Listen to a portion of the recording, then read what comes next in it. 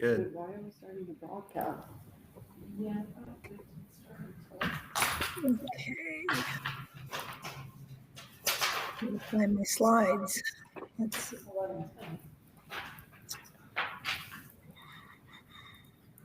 So we are actually live already. Okay.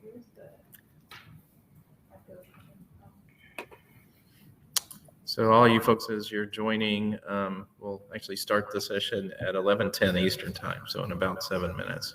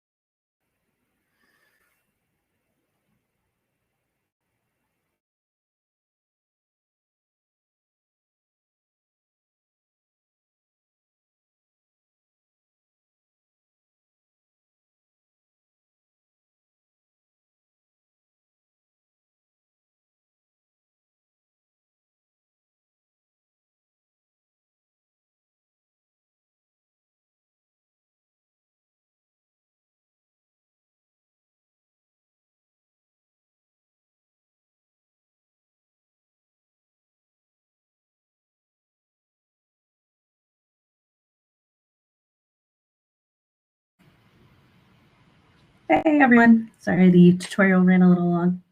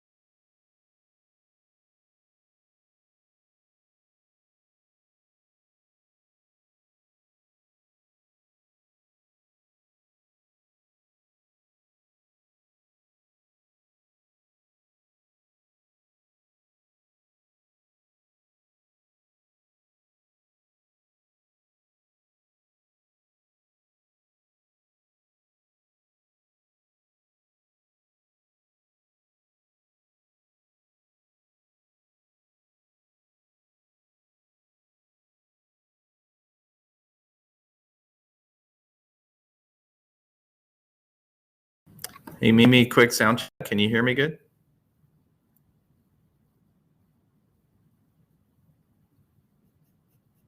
Sounds good on my end. Speak, Kara. Test, test. Can you hear Kara good too? Yes, loud and clear. Okay. So we're sitting side by side. Like the tag team duo that you are. Appreciate it.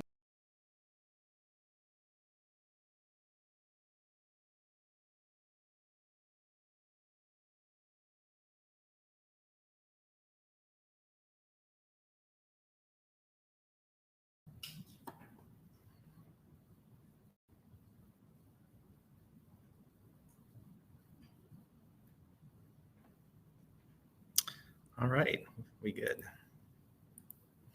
Okay, good morning, everybody. Welcome to the SERC Doctoral Student Forum. This is the final day of our SERC Annual Sponsor Research Review, and so we'd like to start by thanking all of the folks who have joined and participated after the last 2 days.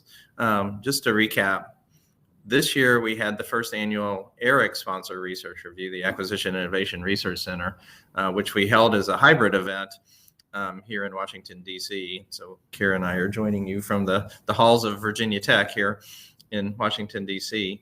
That program was focused on the context of acquisition and early research results for the ERIC Center because it's just been around for a year in the space. We also looked at some demonstrations of SERC-related work that were related to acquisition. Yesterday, we had the full SERC Focus Research Review centered around the key research results over the SERC this past year in the areas of digital engineering, AI and autonomy, velocity, security, and human capital development. And as a thread, we ran the work that we've been doing in digital engineering demonstrations and the work that we've been doing in cyber resilience demonstrations as a demo on the first day, and then as sets of presentations so you could see some of the details of the work yesterday and as tutorials this morning. So thanks for everybody who both put on and joined the tutorials. The rest of the day today, we'll hear from our 3 SERC doctoral fellows and 7 other doctoral students from across the SERC universities. So they'll each present for about 20 minutes and then field Q&A as that space. Just a few words about the Doctoral Fellows program. So I think I mentioned this yesterday afternoon, but one of the reasons why the SERC is a university affiliated research center instead of not just one university is that when it was started, our sponsors in acquisition and R&E, they wanted access to the best faculty and the best doctoral students from across all the universities in the U.S. that they could reach out to in the space. And so the purpose of this day that we've been doing for quite a while now is to showcase some of our student research that's associated with faculty and students across the SERC and the ERIC. The Doctoral Fellows program itself is a specific program that we start and partner with in industry and government, where we work with the enterprise, the government or industry enterprise, to help select doctoral candidates and line them up with faculty who are related to the SERC, either principal investigators or on our research council, to focus in on some of that university. And so if you're interested in participating as an organization in the Doctoral Fellows program, please contact us. We'd love to have those relationships set up. There's not a cost to the SERC to participate in that program, just the normal cost to the university of doing the PhD there. So we have 3 of our doctoral fellows, but we don't limit it to just that in these events. We go out and we do actually a competitive request across all of our faculty for doctoral research, and then we select the students to present here based on a review of abstracts of their work. And so what you're getting here is the best of the best. So as we heard from keynotes from Dr. O'Donnell on the first day and Mr. Holliday on the second day, academia is uniquely positioned to provide innovative solutions to their challenges, the challenges of the Defense Department in the space. And not just faculty, but students are uniquely positioned to provide that innovation to us in the work that they do. And so we hope that these presentations will give us insight into some of this cutting edge research on the university front lines, and then ideas of how to adapt it to the government front lines. And so at this point in time, I will turn it over to Kara to introduce the first of our students. Thanks, Tom. Our first student is Miss Giselle Bonilla-Ortiz. Giselle is a principal systems engineer who specializes in system security at Raytheon Missiles and Defense in Tucson, Arizona. She has over 14 years of experience in software and systems engineering, cryptographic key management applications, and secure processing solutions architecture. In 2018, Giselle began her doctoral studies in systems engineering at Stevens Institute of Technology, and as we just mentioned, she is a Systems Engineering Research Center Doctoral Fellow. Today, Giselle will be presenting her work, A Systematic Mapping Study of System Security Engineering for Modular Open Systems. With that, I'll turn it over to you, Giselle. Hi, thank you, Kara. Just checking here if guys would like me to run my slides, or if you guys can do that. You can run them, Giselle. Let me give that a try. Stand by.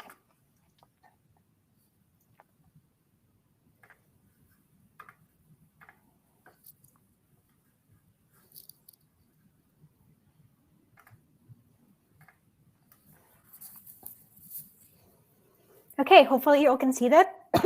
Looks good. Please let me know. Okay, thank you. Okay, so pardon me, just to check a second. So Kara, thank you for the introduction.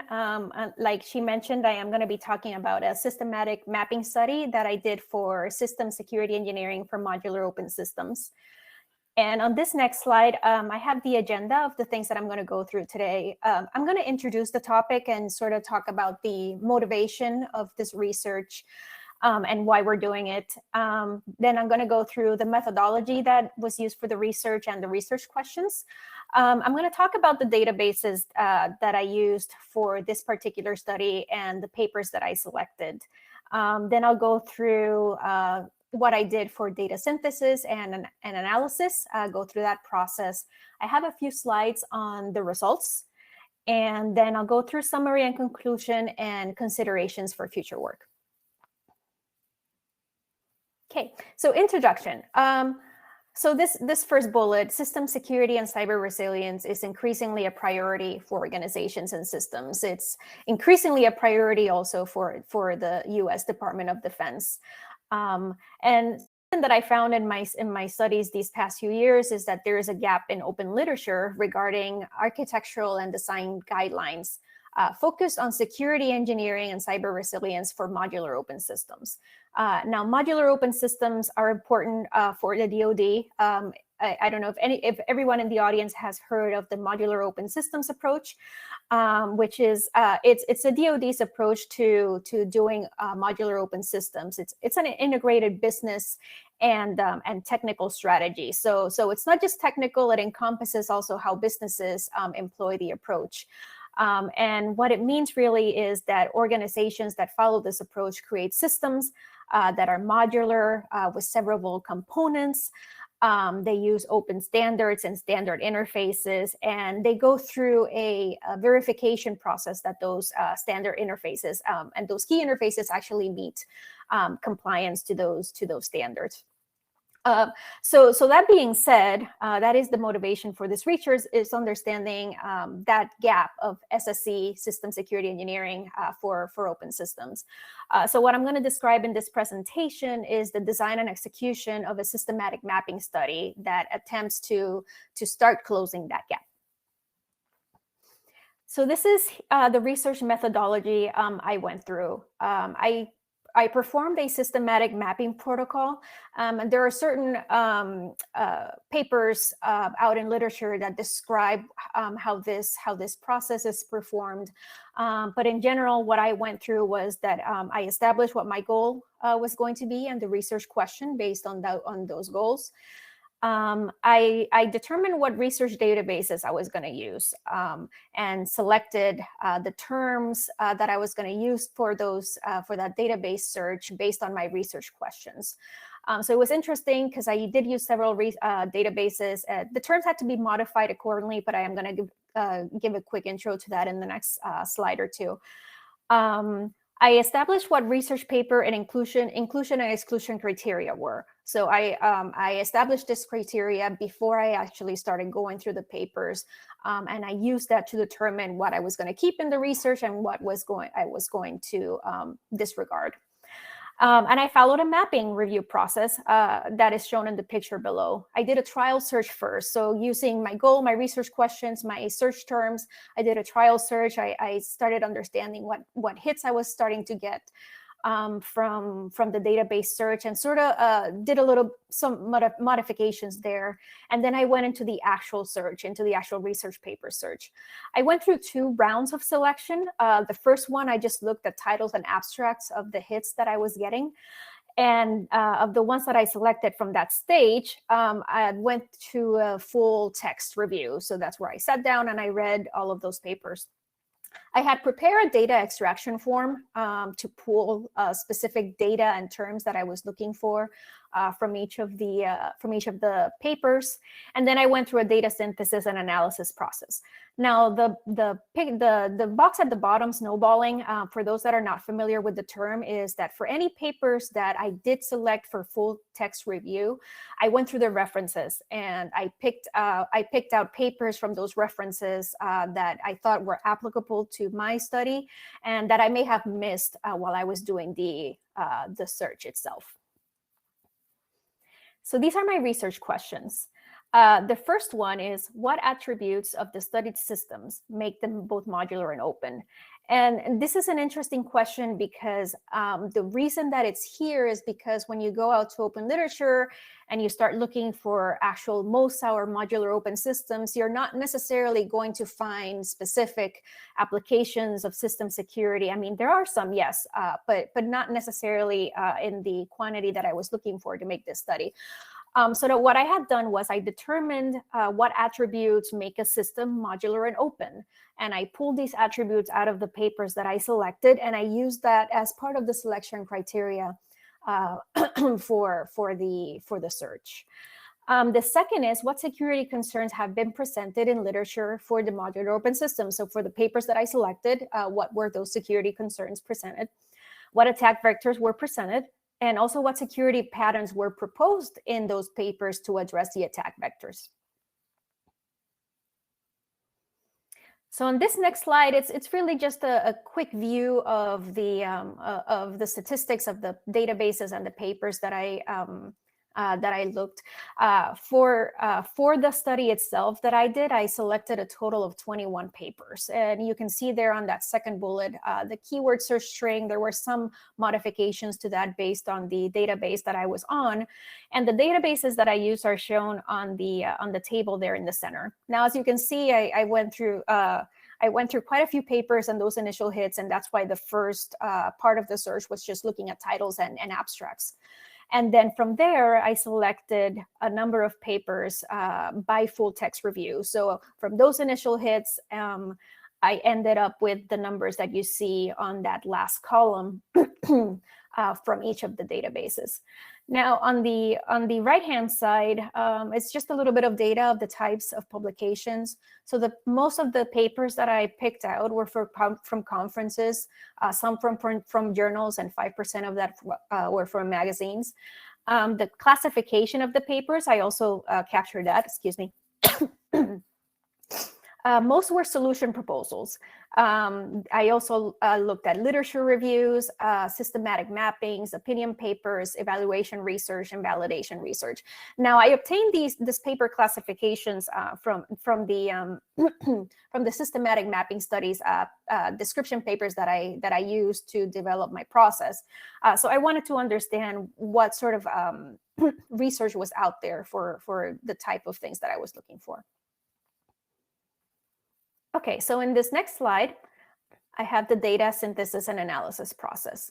So like I mentioned earlier, the first thing I did was establish what those modular open system attributes were from the papers, and I tabulated them. I wanted to keep a good list of what those were for the system in context for each of the papers that I looked at.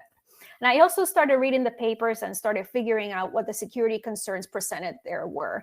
Now, security concerns, they weren't really functions or patterns or anything like that. It was more of the author's concerns of what they thought were security issues for the particular systems that they were looking at in their papers.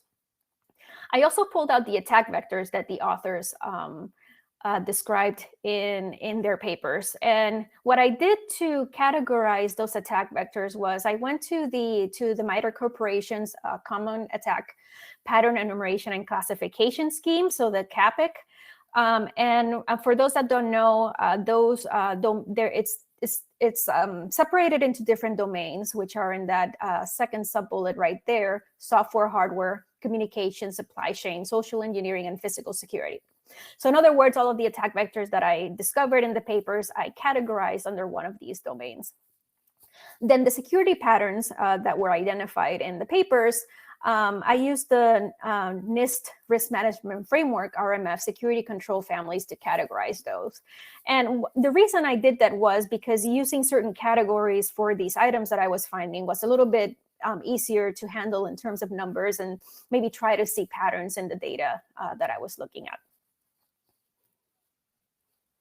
Okay, so the first slide here for results is it's a tabular form of the modular open system attributes for the systems that I looked at. So the first column in each of the tables is the paper ID. So for each paper, I had an ID that I gave them.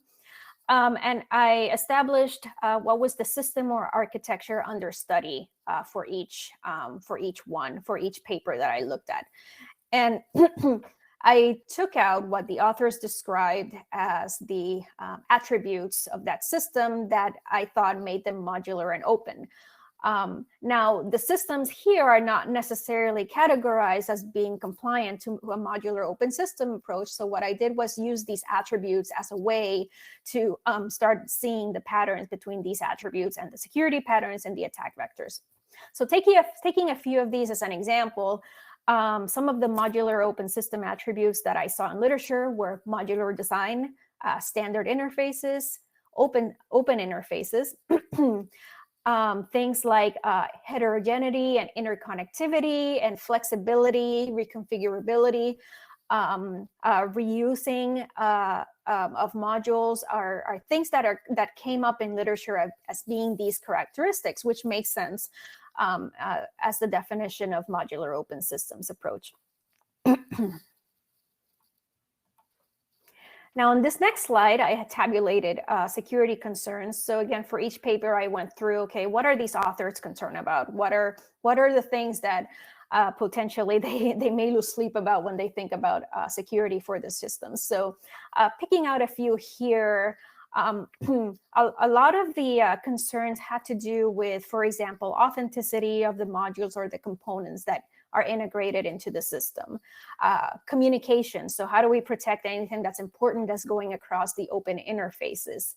Accreditation and certifications also came up because for modular systems that you can potentially be swapping components because they are modular and severable from the system.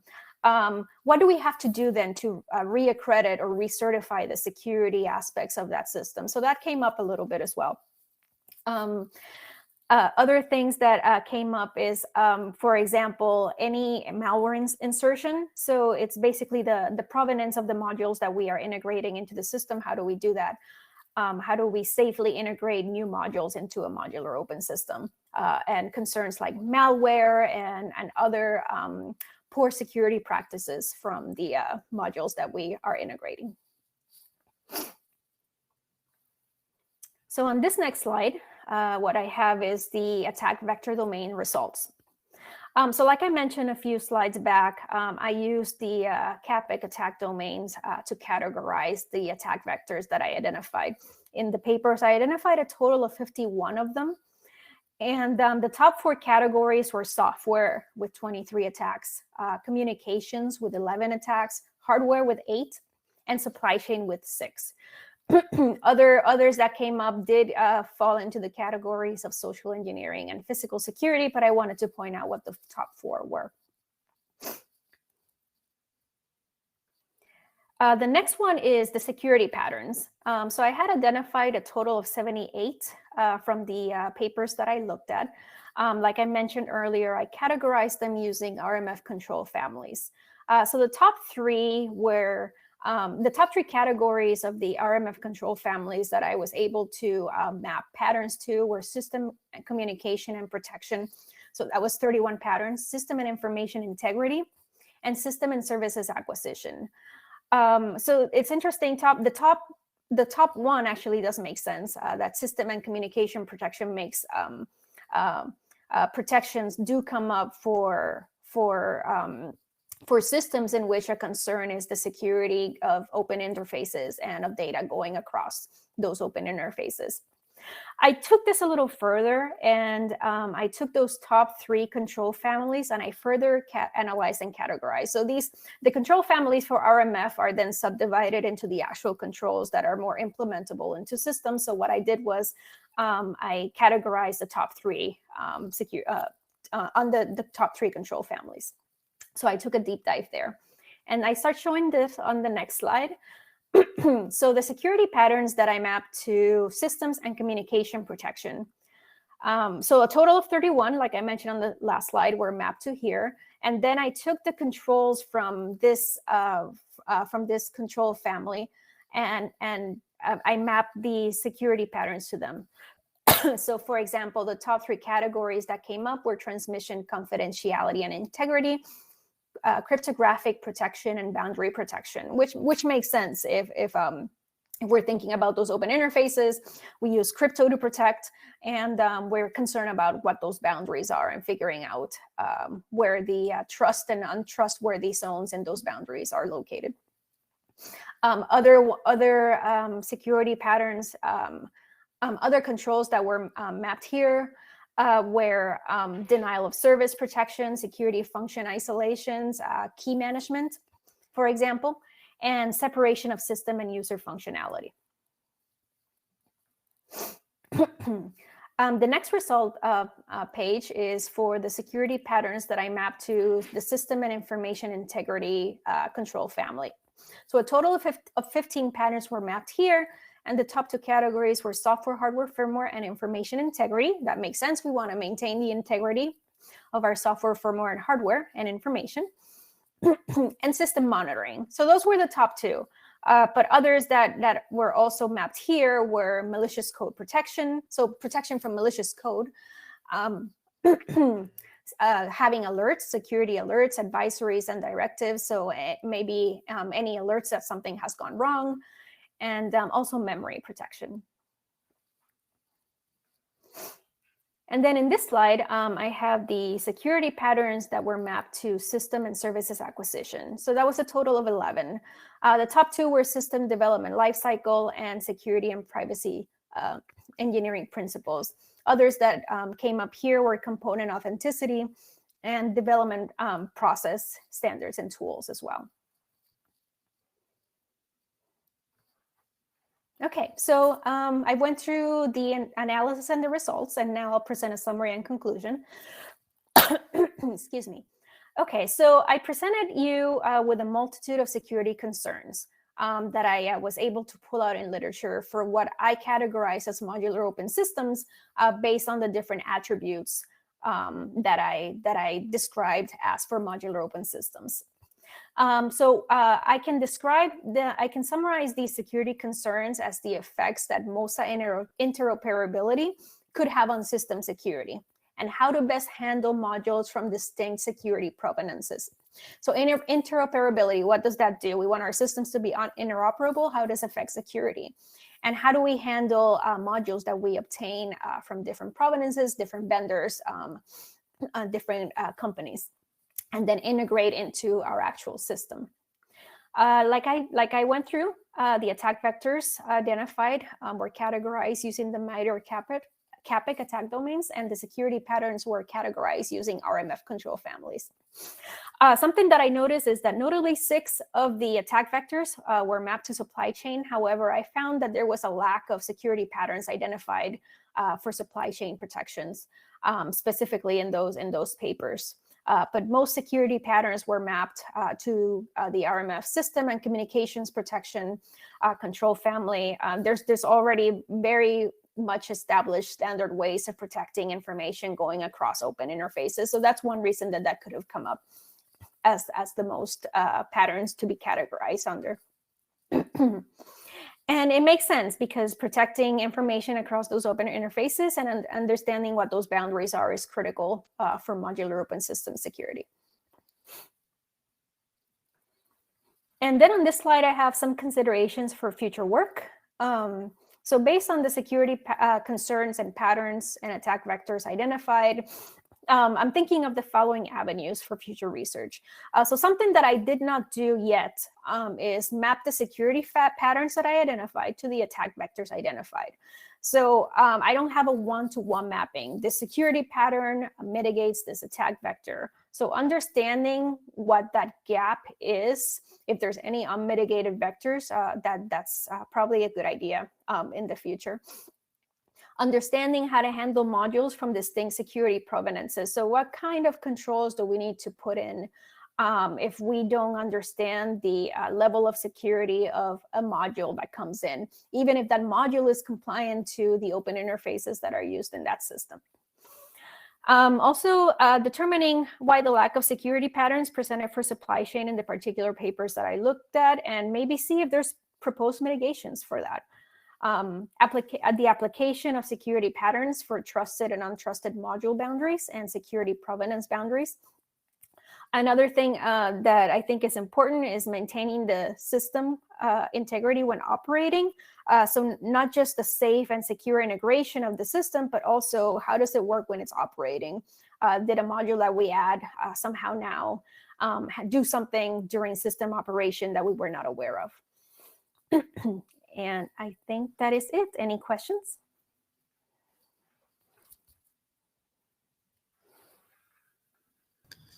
Giselle, can you see the chat? I can now, but I don't know if you guys can see the slides. Yeah, we can see the slides still. Okay. Okay. So I see a question from Dinesh. Hi, Dinesh. Yes. Yes, on that slide, I did touch on it a little bit, and I'm thinking about some potential research avenues that I would like to look at is understanding what framework we could use to understanding the security provenances of modules that come into systems, into modular open systems, right? So understanding how do we protect from things that we're not expecting from components that we add in, even though they are compliant to the standards for that system. And this is not a new thing, right? We have supply chain risk management right now for our systems. It's something that we need to look at if MOSA is actually exacerbating that problem, and if we need to see specific solutions for that. And I hope that answers your question. If not, please let me know. I'm looking at from Beth. Hi, Beth. So in your research, did you find any overlap between modular systems and product line engineering? And that's a really good question. I in the particular results that I presented, I did not. So that is definitely a good avenue to look at because I think it's important to understand those components that are going into product line engineering as well, and how we build that. But no, to specifically answer your question, I did not, at least not yet. And did you look at security patterns that relate to cyber resiliency? So no, not yet, and not specifically for cyber resiliency. I was more, but that can be added also to the research itself. And Susan is asking if my paper is available to read soon. Not yet, but yes.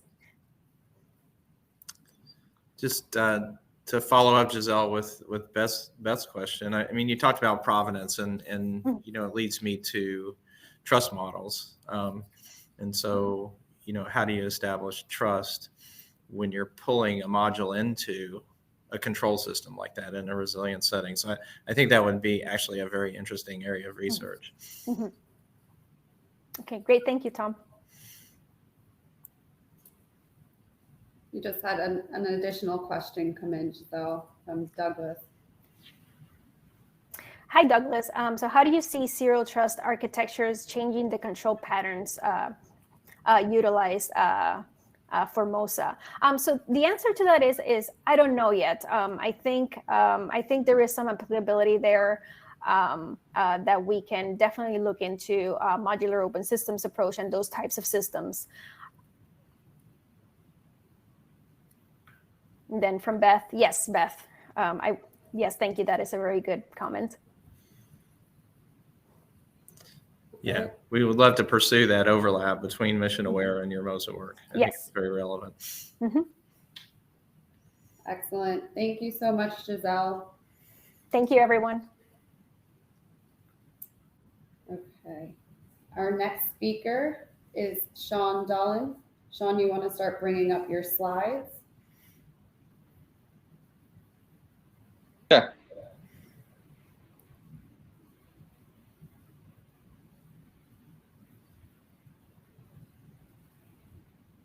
Perfect. Should be seeing them now.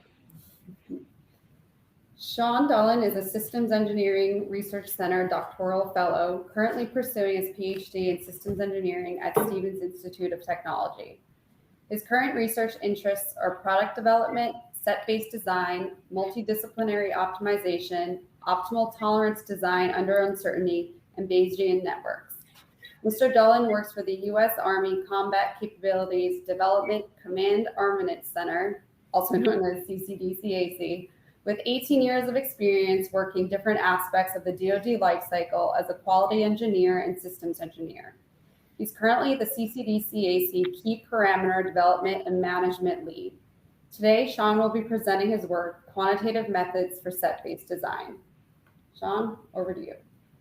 Hey, good afternoon, everyone. I'm excited today to provide a good overview of the research I've been doing on quantitative methods for set-based design. I also will be plugging in papers that I've already had published, so you can see them as the references at the back of this briefing.